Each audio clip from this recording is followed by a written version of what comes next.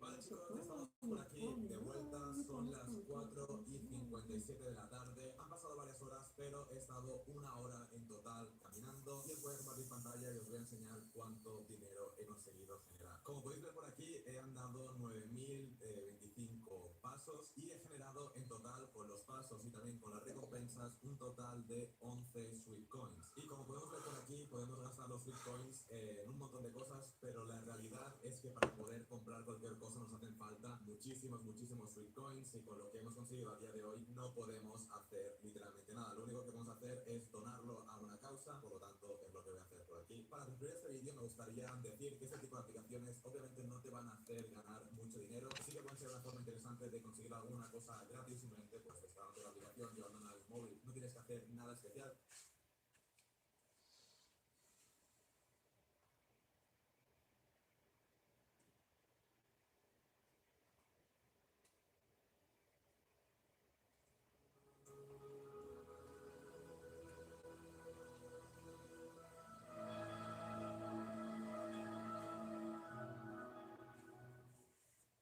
Stanley Kubrick rechazó varias veces el guión de la película Eyes Wide Shut, la cual estaba proyectada para realizarse en los años 70, después de La Semilla del Diablo de Roman Polanski.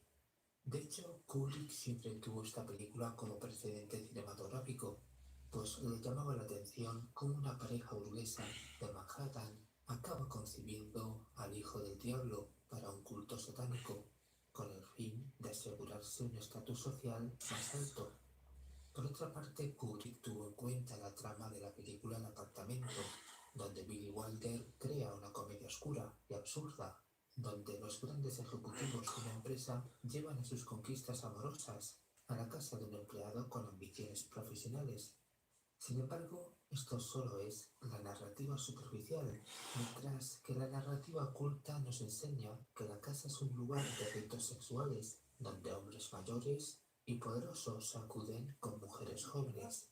Y esto es una constante en Lolita y sobre todo en Ice Was Sad, donde las esclavas sexuales o prostitutas sagradas otorgan sus favores y lealtades a cambio de ascensos profesionales y reconocimientos sociales. Estas sacerdotisas de Star, Venus o Isis son los dos modelos que seducen a Blanc Hartford en la mansión de Victor Ziegler. Es la María Magdi que está a punto de morir durante la fiesta y es Alice, la esposa de Bill, que trabaja rosas, están llenas de cuadros antiguos y pinturas de arte contemporáneo. Por ejemplo, la casa de Luna Hanson tiene cuadros de Mark Rothko y resulta interesante saber que los Rothschild y los Rockefeller son los principales coleccionistas de ese pintor expresionista. Pero, por otro lado, se encuentran las esclavas sexuales de menor rango, la hija de Midich, de la tienda de disfraces, y Domino, la prostituta profana, que tiene una tarjeta con el nombre de Cupido, y esto la conecta con Ziegler, cuya mansión tiene una estatua de Cupido y Psique. A todo esto, Pedro Bustamante nos explica que en la película Ice Was Sad hay esclavas disociativas y sacerdotisas del culto fálico, consagradas a la diosa de la estrella de 8 puntas.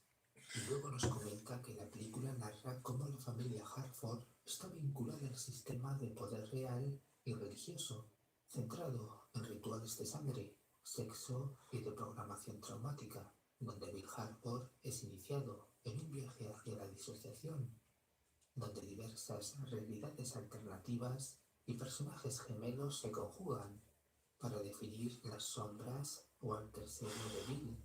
Uno de ellos es el pianista Mike Nightingale y otro es Carl Thomas, el prometido de Marion Nathanson. Y estos dos personajes están en la mente de Bill. Eran compañeros en la fraternidad Calavera y Huesos de la Universidad de Yale. Y el segundo de los personajes es un recuerdo de cuando Bill se prometió con Alice, aunque estos alter ego son solo identidades múltiples que ayudan o bien confunden a Bill. Mientras su controlador, Victor Ziegler, le acaba explicando que todo lo que le ha pasado estuvo organizado desde el momento que los modelos en la fiesta de Ziegler le dicen que lo van a llevar a donde termina el arco iris.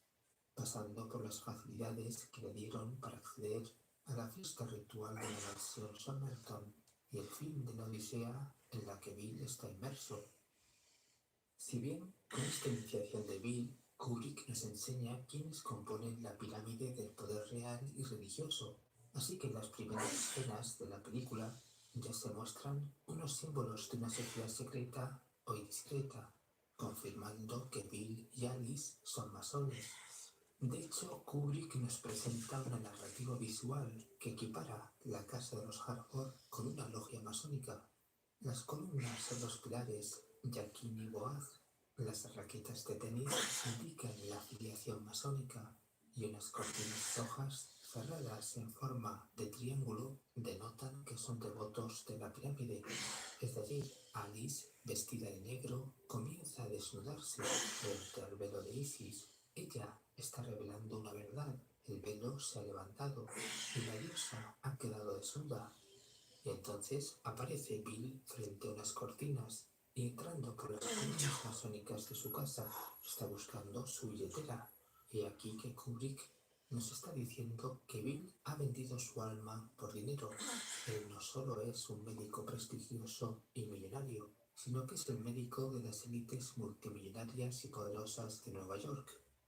Ahora bien, Bill es un iniciado en los misterios menores y en la masonería discreta, y Alice está esperando que dé el paso e ingrese en el círculo interno y secreto que ostenta el conocimiento y poder ocultos.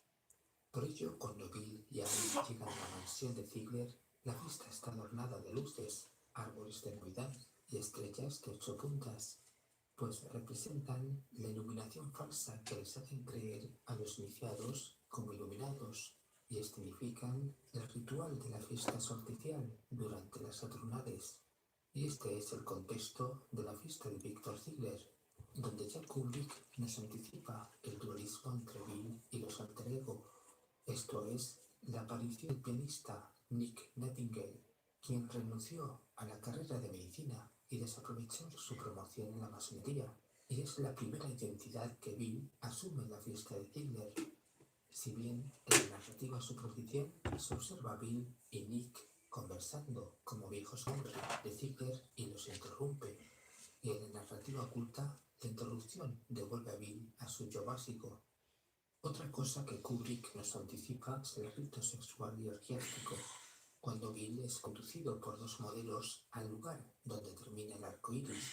Seguidamente, Kubrick interrumpe esta escena para llevar a Bill al 2.º piso, así que Bill debe subir una escalera helicoidal e iluminada, flanqueada por una estatua de Cupido y Psique, y esto representa el ascenso del alma de Bill, no hacia los cielos como la escalera de Jacob, sino donde se halla Ziegler, realizando un acto sexual con la modelo Mandy. De este modo, Bill percibe la oscuridad que subyace en Ziegler, si bien este le solicita que guarde silencio, y él lo hace. Sin duda, Victor Ziegler es un alto masón askenazi.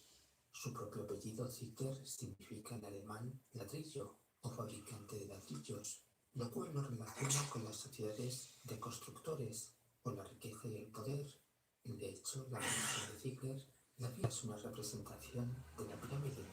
Hay aristócratas de dinero, de título y poder, junto a masones de alto nivel.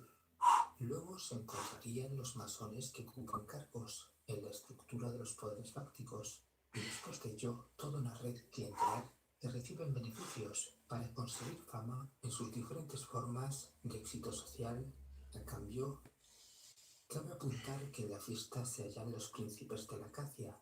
Este concepto originalmente se refería a los aristócratas de título nobiliario que pertenecen a las altas jerarquías de la masonería internacional y a las logias encubiertas de la alta masonería. Precisamente en la mansión de Ziegler hay cuadros con retratos de esta aristocracia de tradición europea. De hecho, en la fiesta aparece un tal Sándor Szarvas, un aristócrata húngaro que representa el culto satánico antiguo. Además, Luana Windsor, una de las mujeres que coquetean con Bill Harford, hace referencia a la casa de Windsor, antes conocida como la casa de Sajonia o Burgo y Gotha.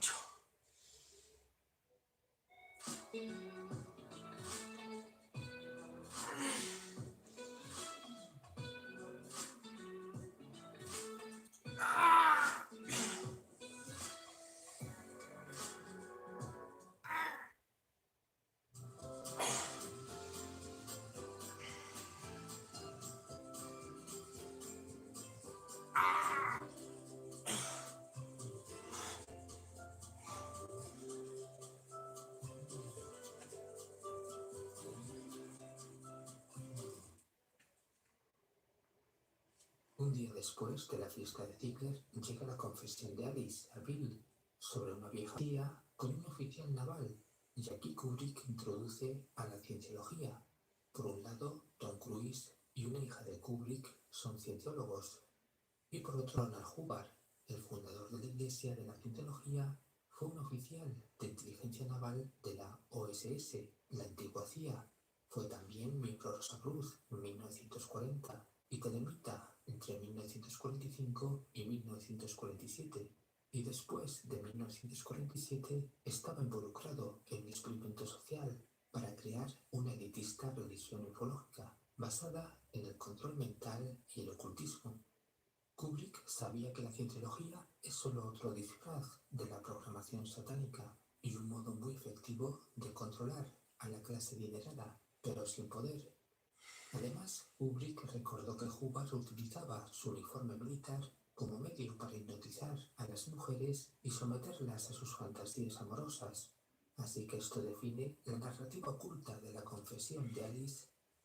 Después de esto, a Bill le comunican telefónicamente la muerte de Luna Hanson, un paciente que pertenecía a la nobleza del dinero, compuesta por unas familias sin títulos nobiliarios y por otras que consiguieron títulos aristocráticos, entre ellos los Rothschild. En este caso, el personaje de Luna Hanson está basado en los miembros llamados Nathan o Nathaniel de la familia Rothschild, quienes construyeron Medmore Towers, un palacio campestre que Kubrick utilizará como la mansión Somerton, donde se llevará a cabo la fiesta ritual enmascarada. Antes de lo cual, Bill visitó la mansión de Luna Hanson, donde los cuadros, las esculturas y los símbolos no solo representan su posición social, sino también la existencia de un poder superior relacionado con la flor de lis y la República de Venecia. Además, al servicio de los Nathanson se encuentra la ama de llaves, Rosa, otra referencia más sobre los Rosacruces, quienes están financiados por los Rockefeller y otras familias, y a la vez la Orden Rosacruz tiene vínculos con la masonería. Precisamente, la niñera de los Harford se llama Rod, que en polaco significa rosa. Una vez en la mansión, Bill le da el pésame a Marion Nathanson y luego se manifiesta otro alter ego de Bill llamado Carl Thomas, el cual se presenta como el prometido de Marion. Es otra identidad de Bill que adquiere el perfil de doctor en matemáticas. Precisamente Kubrick se toma el tiempo de escenificar 3 veces el mismo recorrido y los mismos gestos que Bill y Carl Thomas hacen para llegar a la habitación donde se encuentra Marion, y esto permite recrear la fantasía amorosa de Marion con Bill. El problema es que este no recuerda cuándo ella se enamoró de él. Después de esta confusa escena, Bill es abordado en la calle por un grupo de jóvenes. Algunos de ellos llevan chaquetas universitarias de Yale y le lanzan insultos homofóbicos sin razón aparente. De este modo, Kubrick presenta la sociedad secreta Cadáver y Huesos, la cual destaca por sus conexiones con la CIA, el proyecto Monarca y los ritos iniciáticos de tipo homosexual, y esto le recuerda su paso por la fraternidad universitaria Cadáver y Huesos. Así que este recuerdo y la confesión de Alice lo conducen a Domino, una prostituta con expectativas universitarias, pero una llamada telefónica de Alice lo interrumpe y le hace recapacitar, despidiéndose de Domino. Aunque el subconsciente de Bill comienza a trabajar, activando a su alter ego Nick Nightingale, por medio del cual Bill recuerda la existencia de una mansión con mujeres muy hermosas. Aunque la odisea sexual de Bill desde Manhattan hasta Somerton es solo un descenso a los infiernos, ir al lado oscuro le mostrará a sí mismo quién es realmente. De hecho, a Bill le resulta muy fácil conseguir la contraseña y la dirección de la mansión de Somerton, porque Nick está en la mente de Bill, donde emerge esta identidad como un tenista profano que en las fiestas de Somerton toca con los ojos vendados, aunque alguna vez pudo percibir mujeres muy bellas. Pero es Bill quien las ha visto realmente, quien ha ido varias veces a Somerton y quien ha estado con esas mujeres. Por ejemplo, las modelos que seducen a Bill en la mansión de Ziegler. son prostitutas sagradas de la mansión Somerton. Por otra parte, no es la primera vez que Bill ha estado en modas arcoíris. Precisamente cuando llega a la tienda de disfraces, descubre que está cambiado de propietario hace más de un año. Y ahora su dueño es Village, un proxeneta que prostituye a su hija, arquetipo de la Lolita de Kubrick y de la precoz sexualización satánica. Así que Village y su hija ya saben a dónde quiere ir Bill cuando solicita una máscara y una capa. Por esto, ella le susurra que una capa forrada de armiño es lo más adecuado. El símbolo del armiño indica que los presentes en la fiesta ritual de Somerton pertenecen a la realeza, la nobleza y los linajes de sangre vinculados a los Illuminati y al satanismo. Ahora Bill se dirige a Somerton y accede gracias a la contraseña Fidelio. Después se coloca la máscara y la capa y llega al lugar donde el hierofante está llevando a cabo un ritual con las prostitutas sagradas, mientras los demás Illuminati enmascarados contemplan la ceremonia y algunos de ellos reconocen a Bill incluso enmascarado y lo reconocen porque su presencia está planificada, porque la máscara que lleva es la que tenía hace un año. O sea, en las pasadas navidades Bill estuvo en las adornables de Somerton. Pero después Bill se desconectó de esa realidad oculta hasta que la confesión de Alice disparó su programación múltiple disociativa. Pero ¿cuál fue la causa de que Bill no volviese a ir al lugar donde acaba el arcoíris? El motivo principal lo explica Alice cuando ella le comparte un sueño. Y ella le dice: estábamos haciendo el amor, rodeados de muchas personas. Después decidí tener sexo con otros hombres para reírme de ti. Así que Alice utiliza el sueño para contar una verdad a Bill justo en el momento de su regreso de Somerton. Efectivamente, hace un año Bill no superó ese acontecimiento traumático y sufrió una amnesia disociativa. Por esto no recuerda lo vivido con Marion ni con otros personajes. Igualmente, muchos de sus recuerdos los ocultó bajo otras identidades o alter ego, y esto mantuvo a Bill dormido, como si se tratara de un profano más. Y esto también le afectó a su esposa Alice, pues perdió las ventajas que le daban por ser una prostituta sagrada, y entonces se convirtió en una ama de casa tras perder su trabajo en una galería de arte. Prueba de ello es que en la fiesta de Ziegler, Sandor Savos le dice que tiene contactos en el mundo del arte, cuando le está sugiriendo que tengan sexo. Y es que a diferencia de Bill, Alice quiere regresar a su otra vida como sacerdotisa del círculo mágico. Y esta Alice se manifiesta cuando está borracha, fumando marihuana o en los recuerdos oníricos de ella y Bill. Así que Alice está empujando a Bill hacia donde termina el arco iris. Igualmente, Ziegler, su maestro y protector, lo está controlando. Es pues el controlador mental, aquel que lo saluda en la fiesta ritual, donde todos están buscando el retorno de Bill. Es uno de ellos, aunque él no lo sabe o no lo recuerda. Aún así, todo ha sido planificado para manejar los pasos de Bill hasta Somerton, donde actúa como un observador pasivo de los ritos orgiásticos. Allí se encuentra con las prostitutas sagradas Nuala Windsor y Mandy. La primera quiere tener sexo con él y la segunda lo quiere alertar de lo peligroso que es estar en Somerton.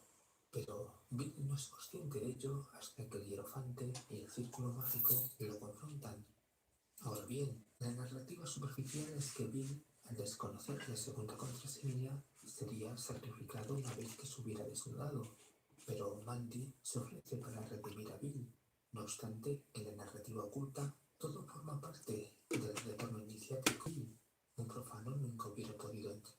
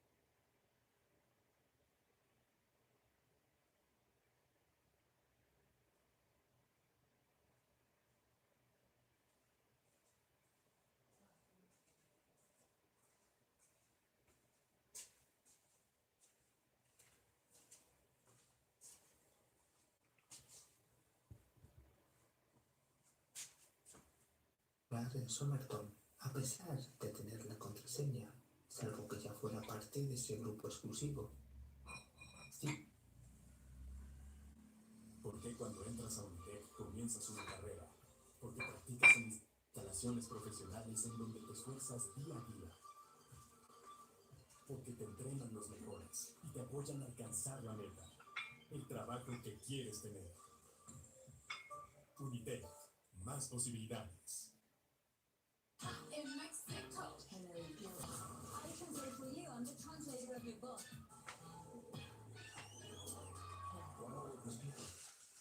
Ziegler lo que está buscando es despertar el lado oscuro de Bill.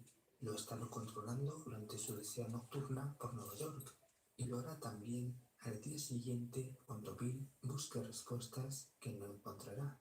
El control es fáctico y absoluto. Por ello, otro Ziegler, que es el operador de la Steadicam, sigue a Tom Cruise en todas las escenas de la película. De esa manera, Kubrick nos está diciendo que Ziegler se anticipa a todos los pasos de Bill, mentales y físicos, porque la mayoría de los personajes del viaje nocturno desaparecen por una razón u otra. Por ejemplo, Domino se contagió de SIDA y se fue de casa, y Marion no contestó el teléfono, mientras que Ziegler le confirma que Nick fue obligado a regresar a Seattle y que Mandy murió por sobredosis. Pero ninguna de las dos cosas es verdad. El primero es un alter ego suprimido y el segundo es un sacrificio, una ofrenda que no es por redención, sino para que Bill regrese a los misterios mayores. Pero esta no será la única ofrenda que tengan que hacer Alice y Bill. Así pues, Ziegler intenta convencer a Bill de que los rituales de Somerton fueron un juego para asustarlo y hacerlo callar, pues durante toda la película están despertando a Bill, pero también le están enseñando a observar y a callar. Así que Ziegler no quiere que su protegido escape de su control y piensa que Mandy fue sacrificada, porque Bill todavía no está preparado para eso. Por ahora, Ziegler solo quiere que acepte la realidad oculta de los Illuminati de Somerton y a su vez sea un ejemplo de silencio, con el propósito de que Bill y Alice regresen al lugar donde termina el arco iris.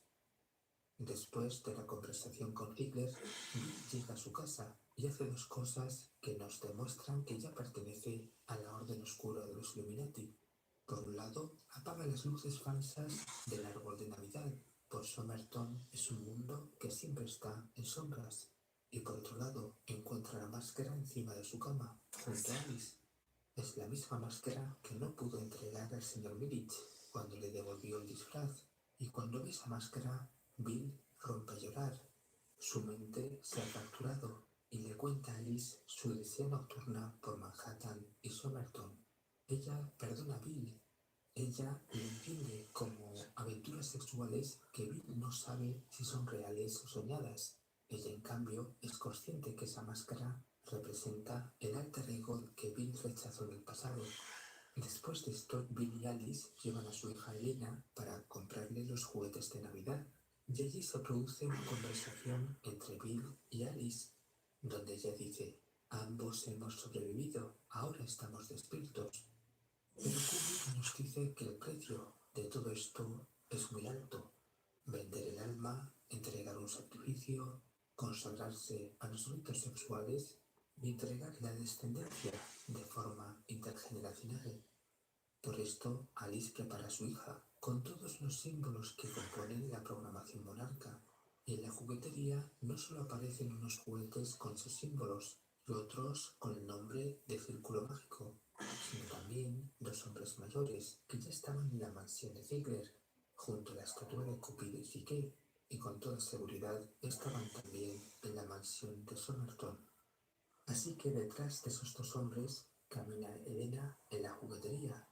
Después, Bill y Alice continúan la conversación y se desentienden totalmente de la niña, pues Kubrick nos está diciendo que ella, Elena, será una esclava monarca, como la segunda ofrenda de Bill y Alice. Buenos días, buenas tardes y buenas noches.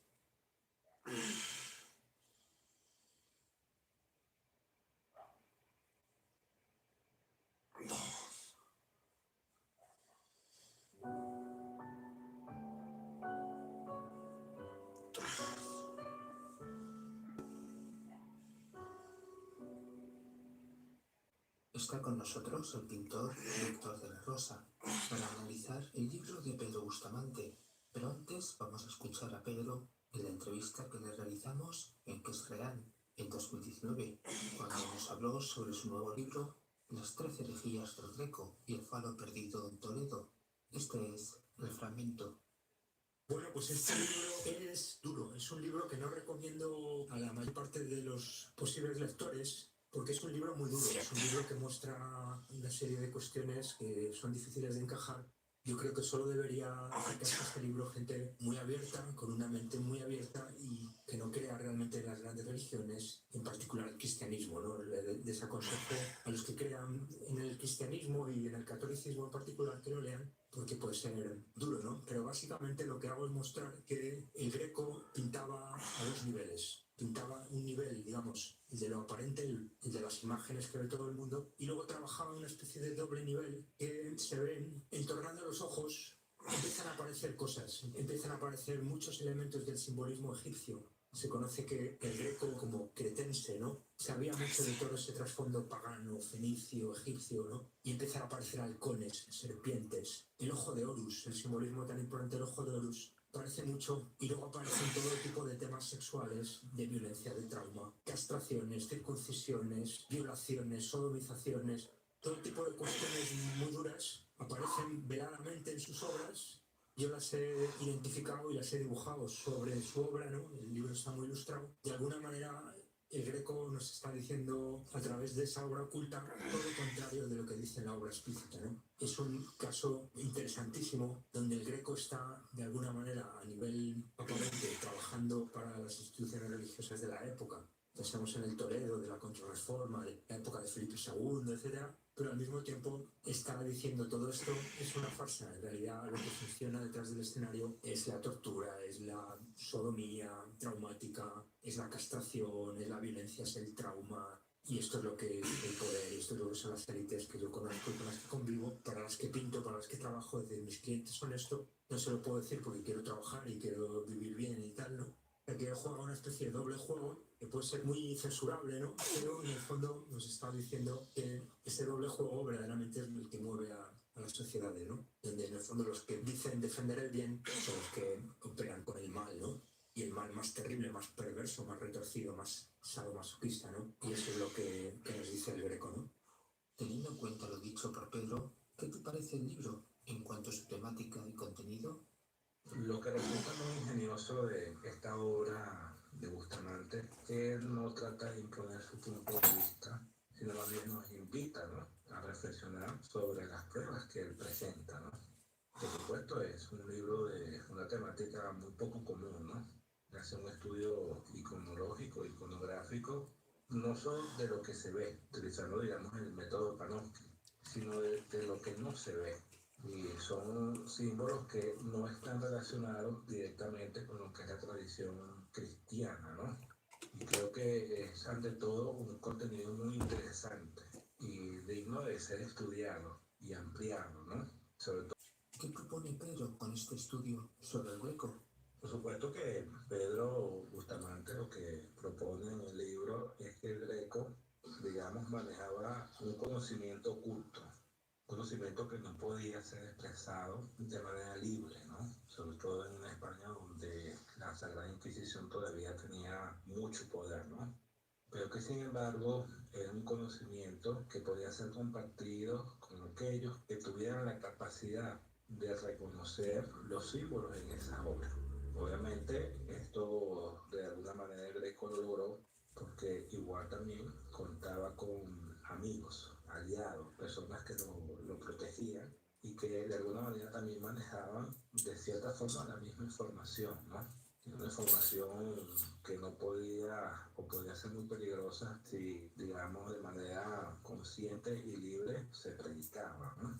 Entonces, una manera, digamos, efectiva y eficaz, y que no es, en el caso del Greco, ya antes de él existían ciertos antecedentes, ¿no? El mismo Leonardo da Vinci también creó alguna simbología oculta, ¿no? Introdujo en sus obras propio Miguel Ángel, ¿no? Y en el caso del Greco, con más razón, estas imágenes o estos símbolos son un poquito más, digamos, difíciles de descifrar porque, como dije antes, vivía en, digamos, en una tierra donde era bastante peligroso manejar este tipo de información. Para mí lo que propone Pedro es profundizar en aquellos aspectos que Aldous Huxley y Fernando Arrabal trataron en sus libros.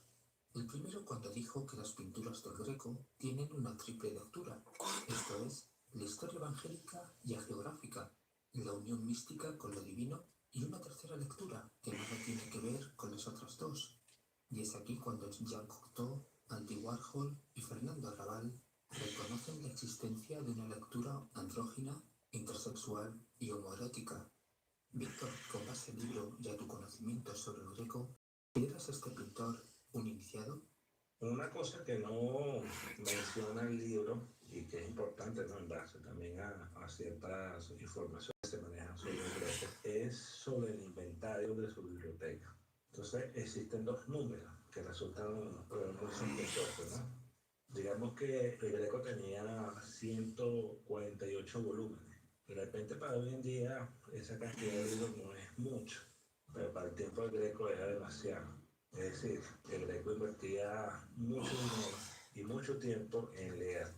O sea, digamos que el Greco era una persona que le gustaba introducir, estudiar e investigar sobre los libros. Lo que resulta interesante es que después de la muerte del Greco, ¿no?, ya, digamos, el inventario que se hace antes de la muerte fue un año antes. Y después de su muerte, o sea, un año después, resulta que la biblioteca tiene 130 volúmenes. O sea, hay una diferencia de 18 volúmenes en el libro, que algunos expertos consideran que eran libros que obviamente no podían ser hallados por la Sagrada Inquisición, que comúnmente estaban siempre muy alerta a la hora de, digamos, la muerte de un ciudadano importante, revisar la biblioteca, qué libros tenía y qué no poseía. Seguramente Greco de alguna forma, y digamos ya sintiéndose bastante viejo, consideró sensato, ¿no?, digamos, ocultar estos libros, sacarlos antes de su muerte, o también cabe la posibilidad de que luego de su muerte la misma iglesia haya agarrado estos libros y esconderlos, ¿no?, para sus bibliotecas, o inclusive hasta destruirlos, ¿sí?, ciertos libros peligrosos en la biblioteca de Greco. Entonces, la idea que se maneja mayor fuerza es esa, ¿no? De alguna manera él entregó esta cantidad de libros, ¿verdad?, de contenido muy peligroso para lo que son la ideología de la iglesia cristiana, digamos, a su amigo, ¿no? Que algunos también consideran que fue su amante, ¿no? De alguna manera también los llevó a una parte donde no podía ser conseguido por crédito, ¿no? De repente la biblioteca de otro iniciado, ¿no? Víctor, a grandes rasgos, autores de tradición clásica o grecorromana, pero en ningún caso se localizan libros de Platón, de metafísica antigua y del esoterismo neoplatónico, menos aún libros de la tradición judeo-cabalista. No obstante, el Greco debió de acceder a bibliotecas de otros iniciados en Venecia, Roma y Toledo. Por citar algunos iniciados, cabe destacar a Benito Arias Montano, capellán, consejero del rey y bibliotecario del Escorial. También Fulvio Orsini, bibliotecario del cardenal Farnesio y miembro de la poderosa familia Orsini. Y por último, Attilio Clovio, el mejor ilustrador de libros iluminados y pintor al servicio del círculo esotérico de la familia Farnesio en Roma. En este sentido, Pedro atribuye la iniciación del Greco a estos contextos ocultistas y entiende que el lenguaje simbólico del Greco es identificado por Huxley, Cocteau y Warhol por tratarse de otros iniciados. Víctor, antes de hacer la siguiente pregunta, escuchemos el siguiente fragmento de Pedro Bustamante. Y eso, como mejor se entiende, es estudiando el simbolismo y el ritualismo egipcio, ¿no? Es donde está todo, ¿no? Por eso las universidades apenas estudian Egipto, ¿no? Porque intencionadamente han dicho que todo empieza en Grecia y tal, para que no comprendamos que todos los sabios griegos se formaban en Egipto. Parece que hay un contenido subyacente en la pintura del Greco, vinculado a la sexualidad, la androginia y otros elementos relacionados con los misterios egipcios. ¿Estás de acuerdo? Por supuesto que al ver la obra de Greco, uno de los temas subyacentes es la sexualidad. Eso, digamos, se ve a primera vista. Para mí uno de los grandes misterios es cómo eso pasó desapercibido, ¿no? Por la Inquisición Católica Española. Y obviamente eso demostraría que dentro de la propia Inquisición habían personas que estaban relacionadas con el Greco, que de alguna manera los protegía sobre, digamos, tener algún tipo de dificultad, ¿no? Con esta institución. Indudablemente, cuando Bustamante hace, digamos, referencia a estas imágenes ocultas, aparece, ¿no? Aparecen ciertas imágenes que indudablemente son impactantes. Y entre una de las que me parece más impresionante a mí fue la de la Virgen penitente, ¿no? En buscar en Google del Greco. Y se puede notar fácilmente que la forma que el Greco le da al brillo que cae a los mantos de la Virgen es una vagina, ¿no? Y una roca que está al lado de ella tiene una forma de pene, ¿no? Entonces, estas ideas sobre la sexualidad y la iglesia cristiana o de Cristo tiene origen en lo que fue el priorato de Sion. Sabemos que el Greco sale de Creta después de su primera etapa de artista y llega a Venecia, donde entra en el taller de Tiziano. Y Tiziano, precisamente, algunas fuentes dicen que fue miembro del priorato de Sion, si acaso gran maestro, ¿no? Dicen o aseguran otros más. De pronto ahí pasa a una tierra que ciertamente estaba bastante atrasada en cuanto a lo que es el arte, que es España. Y esa es una decisión que todavía llena de mucha controversia, ¿no? Por los biógrafos del Greco. Y allá de pronto este desconocido es tratado, ¿verdad? Cuidado y protegido por ciertas personas que no lo conocían. Es decir, hay unas coincidencias que parecen ser muy extrañas, ¿no? Y a beneficio del Greco. Algo que, digamos, nos prueba de que sí había un círculo de poder en torno al Greco que, de alguna manera, estaba interesado en que él pudiera trabajar y crear estas imágenes en territorio español. Víctor, estoy de acuerdo contigo porque realizar pinturas homoeróticas en la Toledo de la Contrarreforma solo era posible si tenías la protección de altos miembros de la Inquisición, aunque cabe tener en cuenta, por un lado, los fuertes contactos del Greco con los nobles, los criptojudíos, y por otro lado, la Toledo de la Contrarreforma configura el catolicismo renacentista más conservador, con el legado nigromante y cabalista de época medieval. El libro de Pedro se basa en diversas fuentes del siglo XX que hacen alusión a las implicaciones homoeróticas, asegurando que la principal fuente de la energía creativa del Greco fue su homosexualidad. ¿Compartes esto que dijeron Cocteau, Hemingway y otros, teniendo en cuenta que el Greco pintaba cuadros de temática religiosa? Sin duda, las tendencias sexuales del Greco se ven muy bien reflejadas en las obras, ¿no? Los personajes de piel sensible, delicados, atléticos, ¿no? Irradian, digamos, los rostros de una belleza divina, femenina, ¿no? Tan, en algunas obras hay un gusto por el desnudo, ¿no? Donde estos hombres interactúan casi sin ropa, ¿no?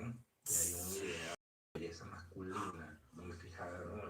En lo que es la forma en que el Greco concibe estos cuerpos casi sensuales. Es algo que también se ha notado, digamos, en la forma en que el Greco articula los gestos, ¿no? De las manos, la posición del cuerpo. Indudablemente, y es así, hay que aceptarlo, y él estaba, digamos, en su derecho, ¿no? Ni tampoco Bustamante propone satanizarlo por eso, ¿no? Lo que sí es que, digamos, es una forma de reflejarlo, ya que también iba a resultar peligroso si lo reflejaba en su vida, ¿no? De manera abierta, ¿no? Y hay pruebas que demuestran, pues, que sintió admiración, o por lo menos tuvo una relación con un compañero, ¿no? Con un amigo que lo acompañó en parte de su vida en España, ¿no? No le impidió de repente tener hijos, ¿no? También de alguna manera tenía que mostrar a la sociedad que era un hombre que era capaz de concebir, de embarazar a una mujer. Y eso también le daba distinción, un puesto dentro de la sociedad, ¿no? Ahora, digamos, en el tema específico, si él quería como de alguna manera enseñarnos esos valores, no lo veo por ahí tanto, ¿no? Más bien en lo que es la forma de los personajes, que es la enseñanza, ¿no? O sea, no es que queda decir que él quería como tratar de enseñar o de aparecer que la homosexualidad era una cosa agradable y teníamos que ver y bueno, de alguna manera mostraba esa preferencia, ¿no? Sobre todo la forma tan delicada en que pintaba las figuras masculinas, ¿no? Entonces, en eso sí estoy bastante de acuerdo y creo que es lo correcto en esta forma de ver, ¿no? Las obras del Greco. La idiocracia y la ocultocracia, y esta triple mecánica construye precisamente varias de estas características están vinculadas al simbolismo egipcio y al culto satánico de Set en Toledo, que piensa El análisis que hace Pedro de las imágenes comprueba de que sí existe una hermenéutica de la imagen, no es la religión egipcia, ¿no? O parte de su religión.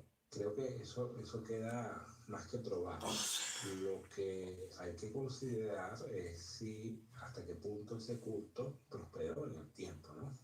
Indudablemente las obras de Greco, que fue protegido por el círculo de poder, sirvieron para ese uso.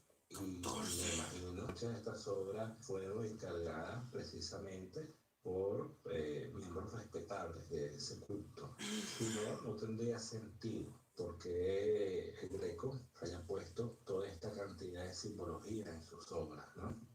Indudablemente, europeos estuvieron llenos de sectas y cultos secretos, que por supuesto, por las mismas metas que tenían, sobre todo en lo que se refiere al control de más personas, ¿no?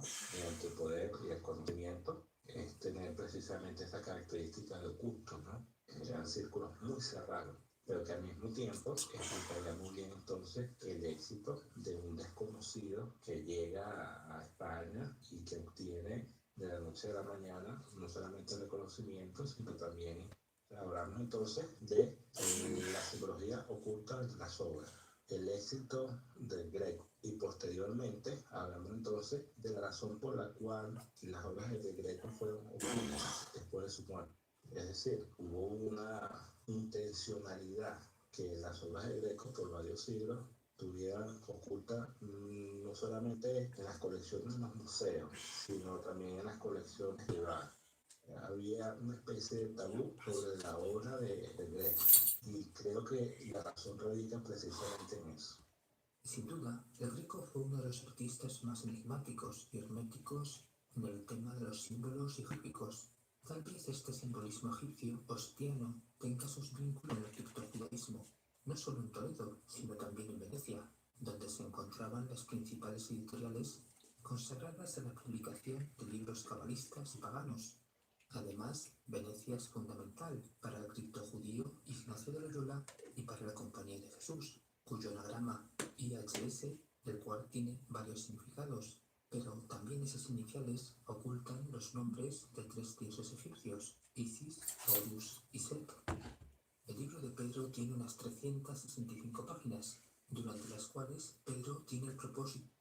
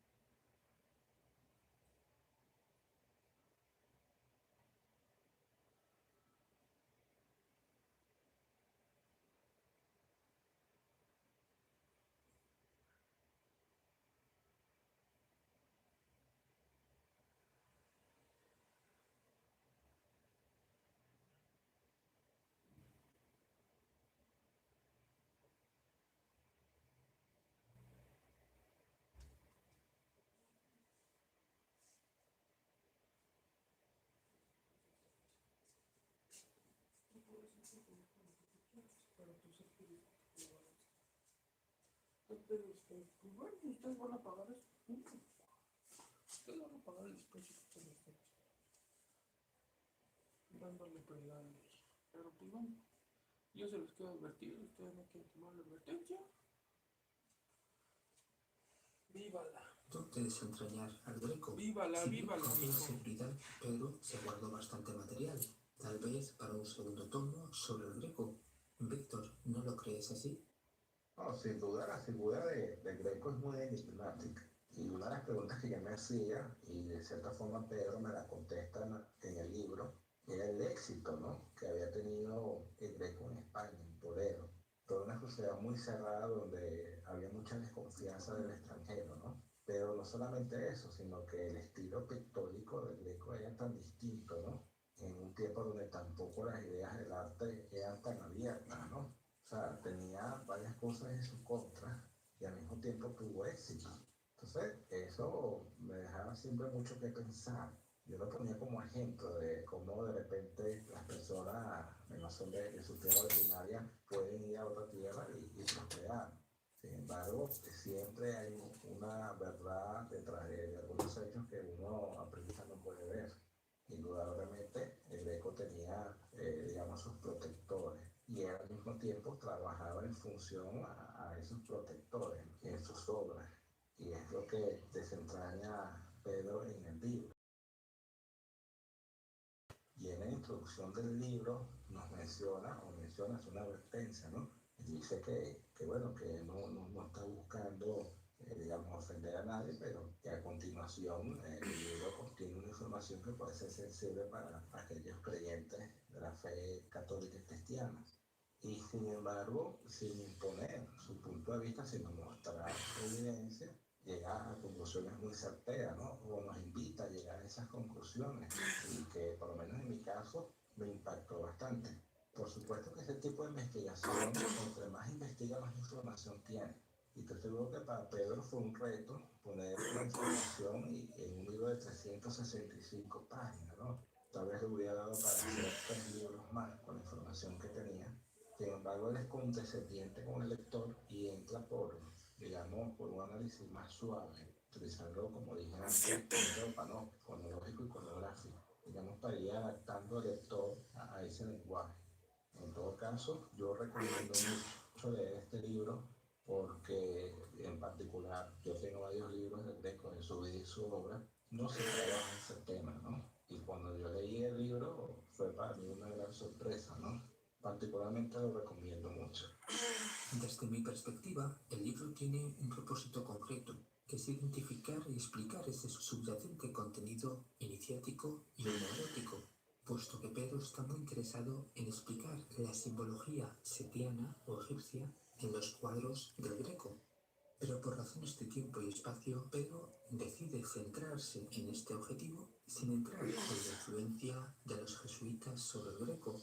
El propio Ignacio de Loyola llega a Toledo en 1553 y la Compañía de Jesús se instalará en la ciudad el 1 de noviembre de 1558, llegando el Greco a Toledo en 1577. Por otra parte, tampoco plantea el conocimiento cabalista que el Greco tenía y que supo plasmar en alguna de sus pinturas, por lo que hay suficientes motivos para que Pedro hubiese escrito un segundo volumen sobre el Greco o sobre el setianismo, pero desafortunadamente este libro no tuvo el mismo impacto que otros libros, porque unos meses después de su publicación, Pedro decidió poner punto y final a la difusión pública de sus investigaciones. Muchas gracias, Víctor. Por cierto, el canal se titula Víctor de la Rosa, Arte y Crítica. Buenos días, buenas tardes y buenas noches.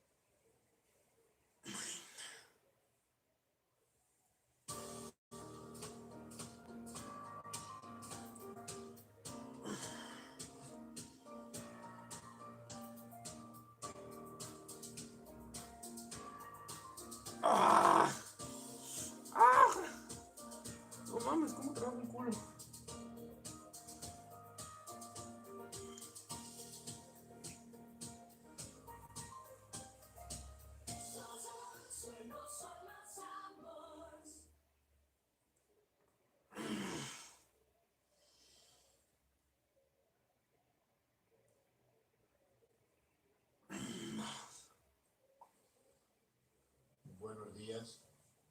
Les quiero agradecer en primer lugar su asistencia porque es una mañana un poco...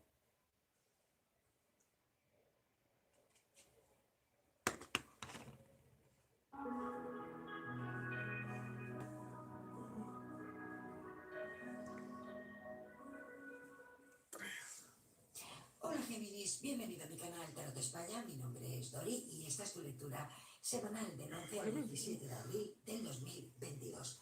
Bueno, y como hago siempre, voy a sacar 2 cartas, vamos a ver qué energías son las que van a estar rodeándote. Lo más importante también, qué mensajes, consejos nos manda el universo a través de estas cartas para ti. Vamos a ver, mientras que voy colocando las cartas, pues quiero daros las gracias.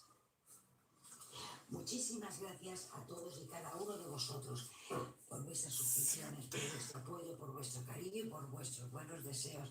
Os leo todos los días vuestros comentarios y la verdad es que me hacéis muy feliz. Esa energía positiva que yo siento cuando os leo, me identifico mucho con vosotros, con lo cual os mando mucha energía también positiva para vosotros, abundancia para todos. Que Dios me lo bendiga a todos, ¿de acuerdo? Y el mantra, mis días me dicen siempre, no perdamos nunca, me incluyo yo, no perdamos nunca las ilusiones, la fe y la esperanza, ¿de acuerdo? Fíjate, quiero recordaros que este vídeo va a entrar en el sorteo de las consultas gratuitas para este mes de abril, que está a la vuelta de la esquina. Si tú quieres participar, debes de estar suscrito en el canal, déjame tu dedito arriba, tu comentario y atentos al día 20 porque tendrás subiré el vídeo con los ganadores. Tienes la carta de la victoria esta semana, Géminis. Esta semana estás en un momento en que todo lo que te propongas es como darle la vuelta a todo. No sé por qué has tenido como obstáculos, preocupaciones, inseguridades en ciertos asuntos, ciertos aspectos de tu vida. Sin embargo, es como que todo va a empezar a encajar, todo va a empezar a calmarse, todo va a empezar a ponerse en su sitio. Lo único que tienes que hacer un poquito aquí, ¿sabes lo que es? El estar más sociable. Porque has estado como más huraño, has estado como más metido en ti mismo, más metido en ti misma. La amigabilidad te dice el escuchar también un poquito más al otro, el empatizar un poquito más, el entender un poquito más. Sí que es cierto que has estado como bastante preocupada por algunas cosas, pero es que esta semana ya esas preocupaciones se van a ir diluyendo, esas preocupaciones se van a ir yendo. Y determinados asuntos que te tenían muy preocupado, que has tomado decisiones o que vas a ir tomando a lo largo de la semana, te van a ir haciendo sentirte cada vez más y más con la satisfacción y con el éxito en tus manos. Aquello de no tener ninguna duda de que lo que estoy diciendo tu vida. Sin embargo, es como que todo va a empezar un poquito aquí, ¿sabes lo que es? El estar más sociable. Porque has estado como más huraño, has estado como más metido en ti mismo, más metido en ti misma. La amigabilidad te dice el escuchar también un poquito más al otro, el empatizar un poquito más, el entender un poquito más. Sí que es cierto que has estado como bastante preocupada por algunas cosas, pero es que esta semana ya esas preocupaciones se van a ir diluyendo, esas preocupaciones se van a ir yendo. Y determinados asuntos que te tenían muy preocupado y que has tomado decisiones o que vas a ir tomando a lo largo de la semana, te van a ir haciendo sentirte cada vez más y más con más satisfacción y con el éxito en tus manos. Aquello de no tener ninguna duda de que lo que estoy haciendo, de que lo que estoy diciendo, de cómo estoy actuando, no está mal, no, está bien. Para ti va a ser así. Y además tienes esa victoria. El número 28 y el número 2, mirad su significado espiritual porque vas a encontrar, bueno, pues mensajes interesantes para ti en esta semana. Y os voy a dejar los 2 signos que también van a estar involucrados en tu vida en esta semana. Vamos a ver. Un hombre Piscis y un hombre Leo. Bien, ahora me voy a centrar en la parte laboral y económica. Ya sabéis que estas tiradas son muy generalizadas, pero también sé que si estás aquí no es casualidad, es porque a lo largo del vídeo te vas a sentir identificado con algo. Lo que no te sientas identificado simplemente lo dejas ir y punto. Si quieres una consulta más personal, algo más concreto que tú quieras ver, Bueno, pues puedes hacerlo llamando a los teléfonos que yo suelo poner bajo la descripción de cada vídeo y que al comienzo del vídeo también podrás encontrar. Vamos a ver qué nos dicen interesantes cartas. Bueno, aquí hay algunos de vosotros en donde veo que la semana va a ser muy positiva, ¿eh?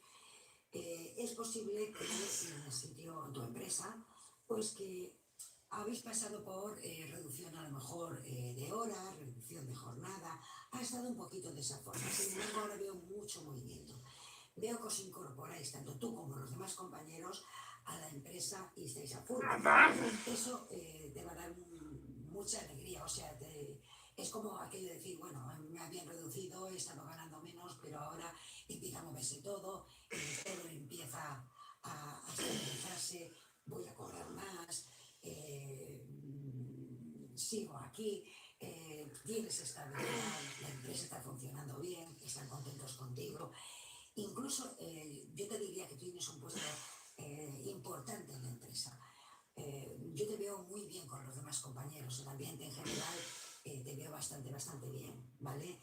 Si has podido pasar a lo mejor pues un poquito de presión, un poquito de inseguridad, eso esta semana queda zanjado, ¿de acuerdo? Luego tenemos aquí otro grupo de vosotros. Con alguien de tu empresa, ¿eh? Tienes la oportunidad de irte y te vas a ir. Muchos de vosotros os vais a ir. Porque veo que alguien que está por encima de ti, tiempo atrás, es como que te hubiera echado el ojito en el sentir algo contigo. Insinuaciones, miradas, un poquito de esa forma. Yo te veo bastante dentro de esa situación. Y realmente sí que vas a tener la oportunidad de irte y lo vas a hacer porque es como que no te sientes cómodo, cómoda con esta persona. Pues yo te veo que tú no quieres nada con esa persona, pero te sientes incómodo. Es aquello de incomodidad. Me está mirando, me está siempre insinuando, siempre me está diciendo y yo le paro los pies y yo no sé cómo hacer, cómo reaccionar. No me digo cómodo ni se te ha sentido cómoda. Sí que me dice que vas a tener una propuesta de trabajo.